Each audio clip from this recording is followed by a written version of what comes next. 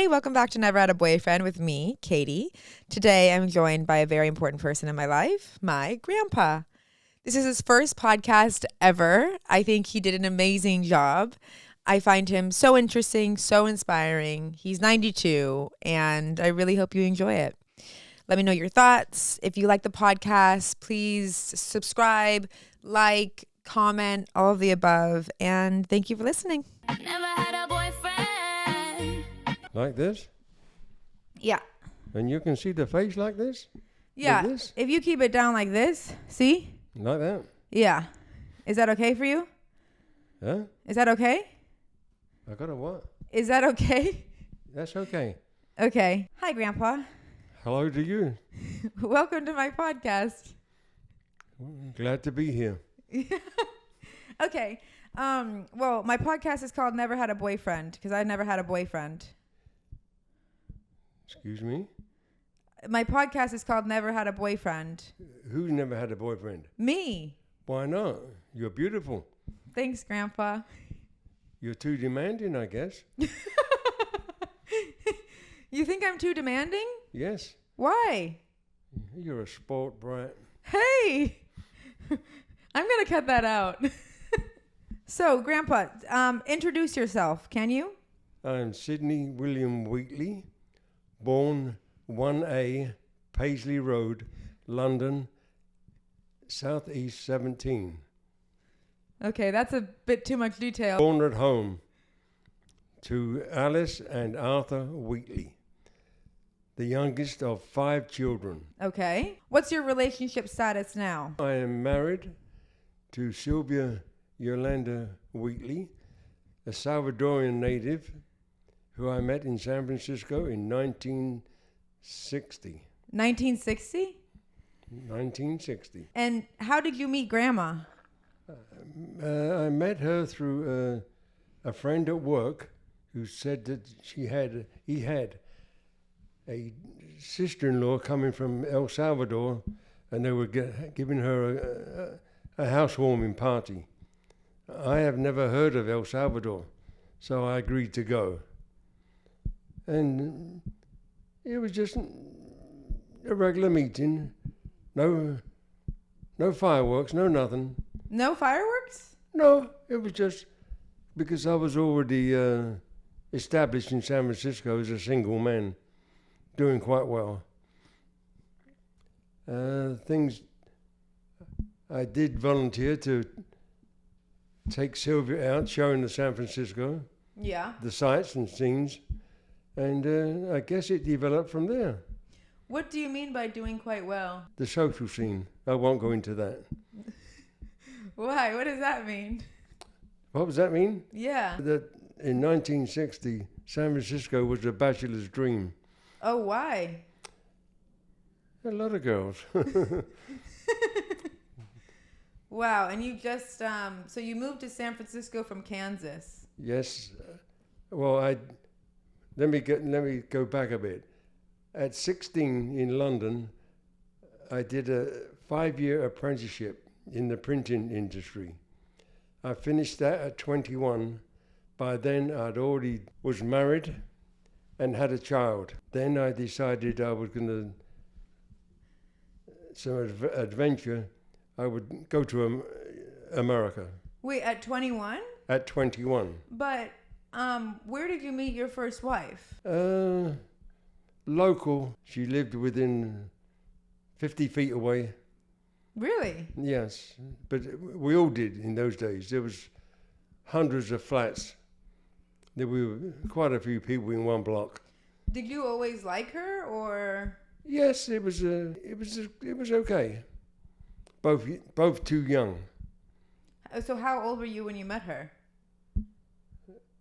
18, and she was probably 15 and a half. We were married when she was 17 and a half, and I was 20. Oh, wow. Very young. What year was this? 53, I think. 1953. Oh, wow. 1953. So we moved to Wichita, Kansas, which I had a very good job in the printing trade. So you came from London to the U.S. Yes. in a boat? On the Queen Elizabeth. Okay. Did you enjoy that? No, it was winter, very cold, icebergs everywhere, and a lot of seasick. Were you by yourself or did you come with your family? By myself, Okay.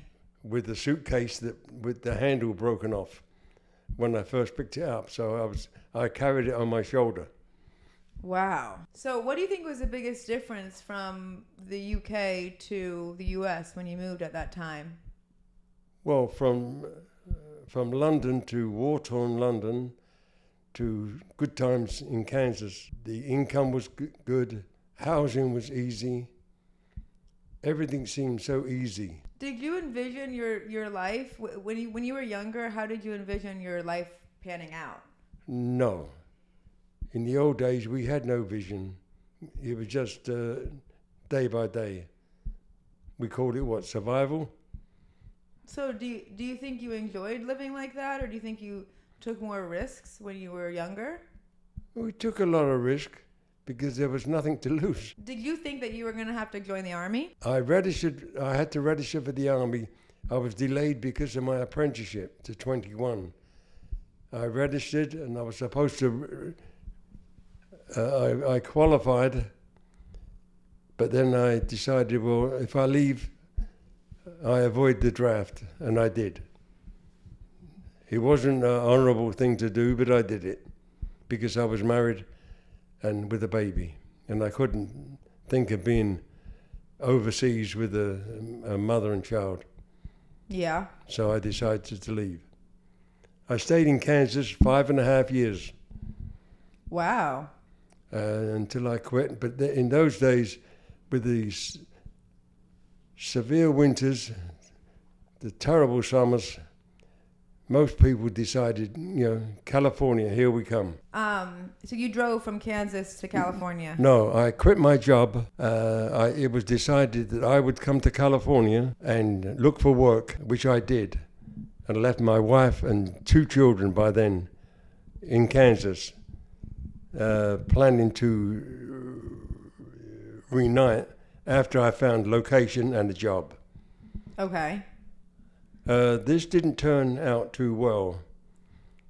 I did travel up and down the coast looking for work and finally settled in San Francisco. It wasn't easy. I did for a while live out of my car, which means sleeping, until I got a job and a place to live, which was a flat. By this time, things were not going well with my marriage. It seemed like my wife had trouble with her knees, so that caused a lot of trouble. Really? Yes. What do you mean? Well, while I was away, she couldn't keep her knees together. Oh my God. So that led to a divorce. It's not funny. It was serious then. So then I became a single man in San Francisco. So wait, how were you communicating with her? You were calling her? You were... Before that, calling her, everything was good until a friend told me the bad news. Okay. And then it hit the fan then, after lots of denials, but the truth came out. Did you have inklings before or no? You didn't know until your friend told you? Not one bit. Wow. It was just a complete surprise and a lot of denials, but the truth was there. And did that change your perception of relationships? Yes, that would be natural. Did you want to get remarried again or? Never thought of it, I didn't even think of a divorce because I thought, well, I'm not going to get married again. Oh. And, being from England, divorce was a strange word. That was only for the rich and famous. Oh, really? Yeah, because divorce wasn't a common thing. But then the guy she was messing with, she decided to leave Kansas and then move to where he was from, was Portland, Oregon. And so that was the end of, and in the divorce proceedings, I was compelled to pay 1/4 of my income to my ex-wife and children, which I did for probably 12 years. After you got divorced, you were single in San Francisco for how long? 2 years. So it was just a single dating scene in the 60s. How did it compare to London? In the 60s in San Francisco, it was wild and wide open. It was the beginning of the hippies, which changed an awful lot of things. I was secure in a job, met Sylvia, married, baby. Decided then that I couldn't keep doing what I was doing in the printing trade, going nowhere, but steady job, and then decided to go into business for myself with the advice from my sister to start a fish and chip shop, which I did, and it became an instant success. Were there a lot of English people here in San Francisco? Yes, I met with the British Club in San Francisco. Was a good experience.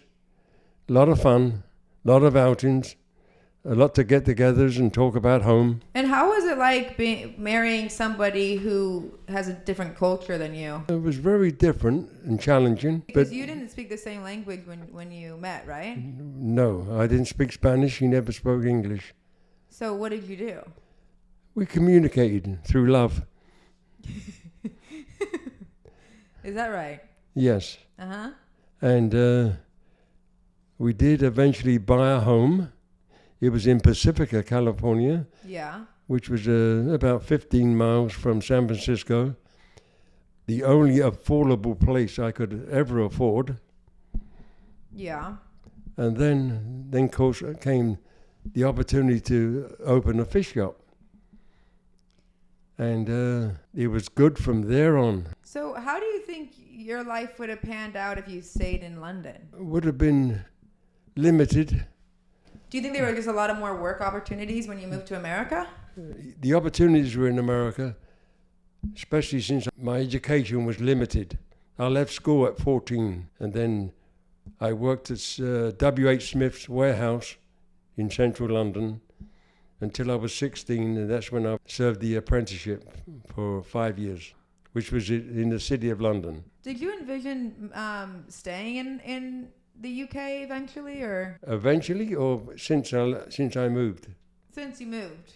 Yes, we moved back to England in the 70s with the family for about 8 years, because then my parents were still alive, but we had left. My older son wanted to come back to the United States to go to school. Then I decided, well, when my parents did die, eventually, it was time to go back to keep the family together. And I still owned the fish and chip shop. What do you think in your life you're most proud of? Excuse me? What's your most proudest accomplishment in your life? I think buying my first home, which I thought was a big achievement. And how old were you? Well, it was in Kansas, and I was only 22, and I thought that was unbelievable that I actually owned a home. So after 1 year of moving to the U.S., you bought a house? Yes, because I did have a very good job. Wow. And I was well-liked, and I enjoyed it. What do you mean well-liked? Well, I stayed there 5.5 years. I could have been there for life. It was a very big printing company, good benefits. Everything was good. A very good job that I look forward to go to every day. Wow. But I've always been a worker. I've always done the best I could whenever I'm working. What do you think have been the biggest changes that you've had to adapt to?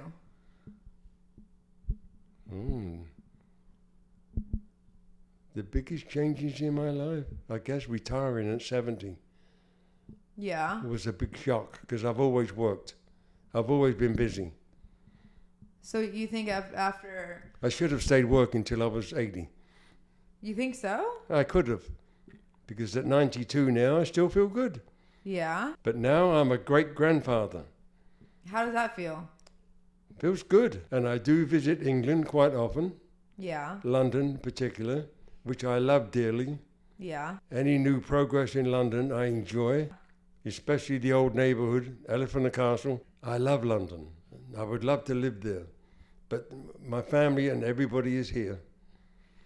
That's how I feel too. But my granddaughter lives there, and I enjoyed that she's living there and very happy. It's not good dating over there, Grandpa. It's not good what? Dating. London is not a good scene for dating. For dating? Yeah. Oh, I never thought of that. I never had trouble. Yeah, but you found someone in your block of flats. Yes, it was. Of course, we had a lot of choice. But we started young in those days. At 14, I was dressing in a suit and tie every time I went out. I thought I was a man. Did you used to ask a lot of girls out? Didn't have to. I was quite attractive. No. So they asked you out? Yes, I was the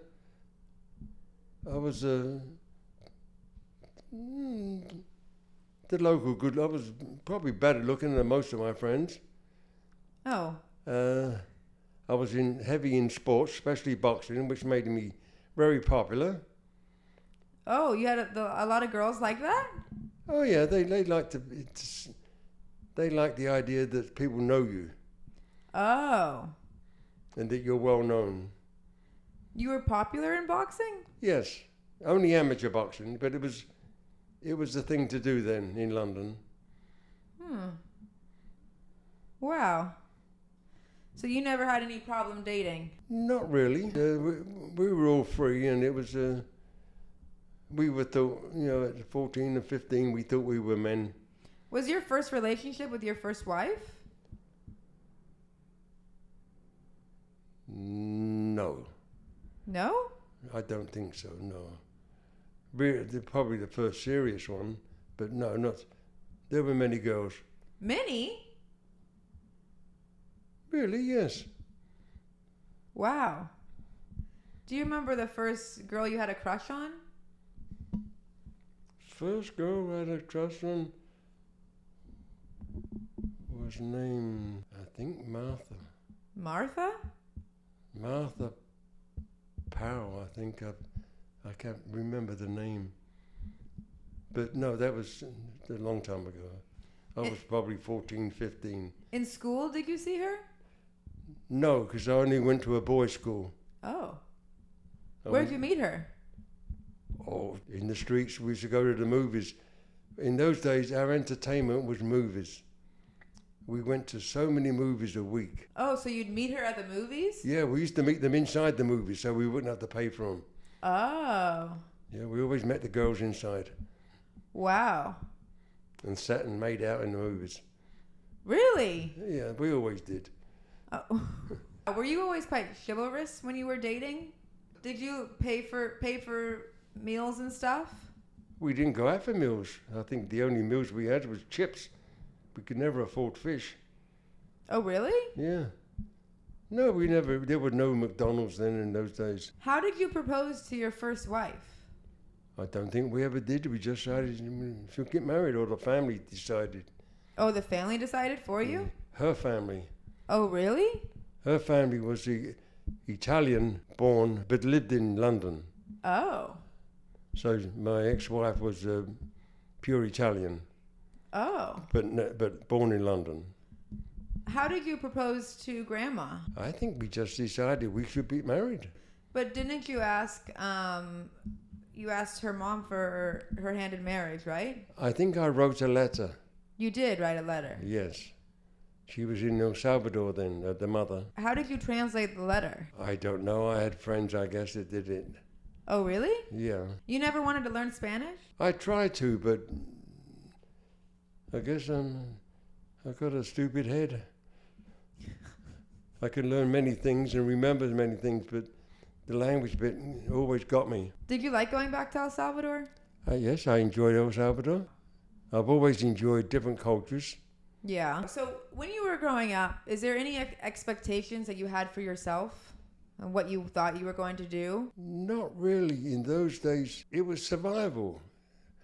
there was no ambitions. We were stuck in Walworth and probably get lucky to get a council house, or a council flat, I should say, which I've always lived in. My family have never owned a home. So you had no ambition when you were younger? It wasn't there. Don't forget there was a class system in England. You know, the rich, the wealthy, the educated. We were Cockneys. We knew where we belonged, and we practically stayed that way. There was no real big escape. How was like romance back in the day? Did you always envision your life getting married and having kids? No, but it was expected. It was expected of you? Yeah. And people got married young then. Was it weird if you weren't in a relationship? Yes. Why? Most people got married in their early 20s. And how do you think that compares to now? Is it weird for you to see how the dating is now? Well, in my days, you didn't have the opportunity to leave home as a single person. You stayed at home until you were getting married. So that was so at the question of being in relationships, living alone. I'm still old-fashioned that I hear my friends, their children and families living as husband and wife, sometimes even having children, not thinking about marriage. I always consider them married, although they say we are not married. I'm proud of it, kind of thing, which have never accepted, But although it's happened within my family. a lot of people don't get married anymore. Well, the hippies started that when they were saying marriage is just on a piece of paper, which I never accepted. I accepted a lot of the free life that the hippies had, but there were certain things I didn't. Like what? Oh, like marriage, don't have to get married, free love. Did the hippie life influence you a lot? No, but it was sad that some of my friends, it affected them. How so? Well, when we first got married, Sylvia and I, we would attend a lot of get-together parties with young people our age. And it was common. We would dress up, nice suit, nice shirt and tie. The women always in a dress, never slacks or pants or shorts. And then the hippies suddenly started that, and I saw some of my friends come by in a pair of jeans and a sweatshirt, and I thought, no, this is not for me. And I never did. I think I must have been in my late 50s when I had my first pair of jeans. Really? Yep, I just did not. To me, jeans were working pants. Do you consider yourself progressive with all the changes that's happened around you? Or do you Yes, think it's hard for you to be like... Yes, I've gone along with a lot of it. What do you think is the hardest thing for you to have gotten used to? The hardest thing?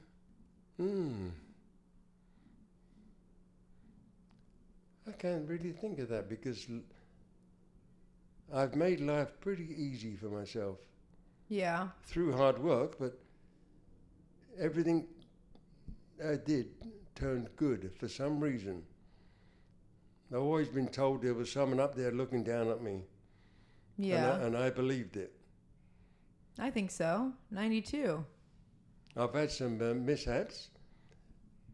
I did have a bad time when I was 49 years old. I had a massive heart attack, which could have changed an awful lot in my family's life. Mm-hmm. But I did survive and survived well. Was the heart attack stress related? I think so. It was because I didn't want to come back to the US. I wanted to stay in London, but my family was split.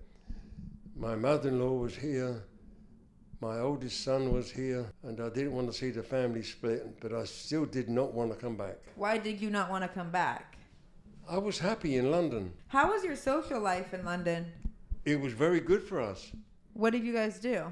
We went to dance lessons, which I was terrible. My wife was good at it because she's a natural dancer. Mm-hmm. We had a good social life. We had very good friends. Life was good. Do you think it was hard for you to have American children when you were British? Yes. It was, I wouldn't advise that for anybody. No? It doesn't have to be American. It could be Canadian, could be French, could be anything. Why? Because you can't live in two places. Yeah. It's very difficult. I mean, when you immigrate, you lose your cousins, your uncles, family. You lose everybody, Yeah. and you have to adopt to a new life where people don't really mean a lot to you. People move around, friends come and go. Although since I've been back in California, we've had a lot of good friends. What do you think's the hardest adjustment for living in America compared to the UK? From UK, Yeah. medical bills. Don't come here if you've got medical problems, Yeah. because it can be very expensive. What else? What about the day to day? Day-to-day living is easy if you have a good job, but things are very expensive. Housing is not for the working man anymore. No. I've been lucky. I've owned maybe 5 houses in my lifetime, which I could never have done in the old days. How many hours a week did you used to work In California or in England? in California? A 35-hour week, 40-hour week. 40 hours? Yeah, but worked a little bit longer in the fish shop. But then when you're working for yourself, you're self-employed, you're not really working. You're enjoying yourself. What do you think was the hardest cultural difference with dating grandma coming from a different country? The difficult part? Yeah, like the cultural differences between British people and Salvadorian people. Wow, that would be a hard one.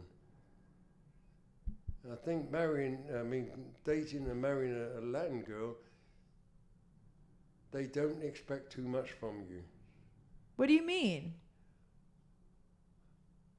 Well, when I was dating American girls, it seemed like going out, they decided where they wanted to eat. They decided this, they decided that.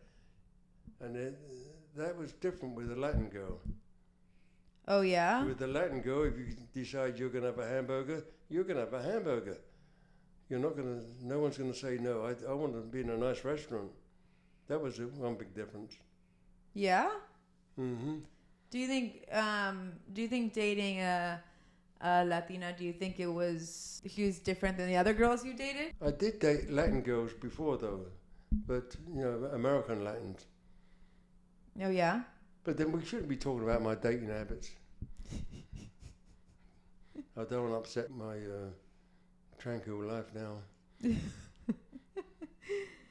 So it's been very nice talking to you. We're not done yet. We're not? No. Oh my God. Do you have any funny dating stories from when you were dating? No, I can't think of any. Of course, the biggest difference in dating in the old days, you only dated if you had money in your pocket. Oh, so you wouldn't date if you didn't have money? You didn't, because most times you didn't have money. There was no credit cards then. You had to know what was in your pocket when you went to a restaurant. And you had to look at the menu first. You didn't just order and think, oh, I'll try and pay. Do you think money was the biggest stress when you were dating, or do you think? Yes, because it took money to date. Yeah. Even if it was a movie or a nightclub or things like that, you know. Is there anything growing up that you wish you did that you didn't do? I did wish. I was sorry that I never joined the army. You think a lot about that? I think later I've thought a lot. I wish I'd have joined the army, but then I wouldn't have. If I'd have been single, I would have loved it. You think? Because all my friends went in the army. In those days, everybody went in the army. There was no ifs and buts. Do you feel that way because you're proud of being British, or do you think? But the army? Yeah. No, because everybody at 18 went in the army. No, there was no ifs and buts. All my friends at school, they all went in the army for 2 years. So that's your only kind of thing that you would change? Yeah. Wow. I think it would have changed me for life. Probably made me even a better man. You think so? Yes. Discipline. You don't think you're disciplined now? I'm disciplined now, but as a teenager I wasn't. You weren't? Not really. We did what we wanted to do, but mostly inside the law.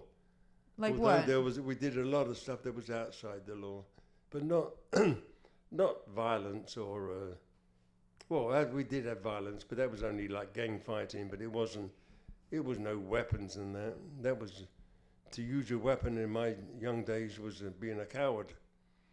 So what did you do that was illegal? I guess the most illegal thing I used to do was we used to go to after the bombing when I was really young. We used to go on the roofs and strip the lead from the electrical pipes, and strip them and then sell them to the ironmongers. We were just kids, but we used to get paid for it. Wow. It was illegal. Wow. We used to get things from the bombed houses. How old were you? 13, 14, 12, because we still had a lot of bombed ruins in London, especially in Walworth. We took a big bombing Yeah. because we had the powerhouses there. But then I thought life was good. I think I've covered about everything. Really? Well, things I want people to know. Okay, well, I usually ask my guests, what do you think's the biggest red flag with dating? The biggest red flag, checking a good background, checking how many relationships each person's they've had and why it was broken, and see if they had a job. That's about it. Would you want me to date an English guy? Would you want me to date a British guy? I don't understand the question. Would you want me to date a British guy? A good family, good job, ambitious, never been married before. Oh, yeah? Well, Is that a red flag? It's a red flag, especially if they have children. That's two red flags. Someone is really established, Yeah. not someone that's like yourself. That's about it. That's it, Grandpa? Over and out. Oh, is there anything else you want to say? Not really. I'm comfortable. I have my family around me. Yeah. If people want to reach out to talk to you, where should they find you? I prefer they don't. Okay, Grandpa. Well, thank you for being on my podcast. Thank you very much for having me. Love you. Bye. Bye. Thank you so much for listening to that episode with me and my grandpa. It's very special to me, so I'm glad I could share it with you. Again, if you like the podcast, please subscribe, follow, all of the above. It all means a lot. And thank you so much, and see you next week.